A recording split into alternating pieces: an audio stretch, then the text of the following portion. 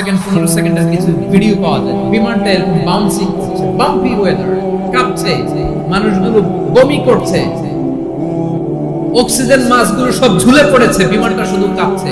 তখন দেখবেন বিমানের ভেতরেও এরকম লঞ্চের মতো চিৎকার আছে না নাই? বিমানের ভেতরেও তখন চিৎকার। গত বছর হিথ্রো এয়ারপোর্ট থেকে সিঙ্গাপুর এয়ারলাইন্সের একটা ফ্লাইট, হিথ্রো টু চাঙ্গি, একটা ফ্লাইটে এমন বেশি এয়ার টার্বুলেন্সের শিকার হয়েছিল ওই এয়ারক্রাফটটা, 33 জন যাত্রী সেখানে আহত হয়েছে, একজন যাত্রী নিহত হয়েছে।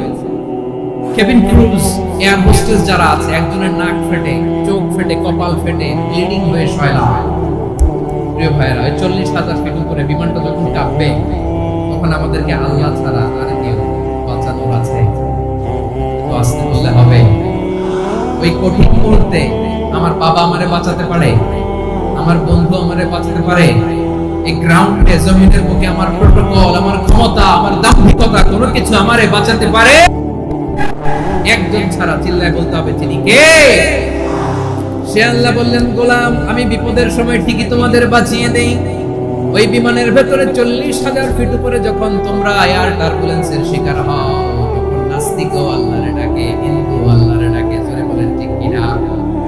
আবার বিমানটা যখন শান্ত হয়ে যায়, পরেই বিমানের স্ক্রিনের মধ্যে হিন্দি সিনেমা খোঁজে।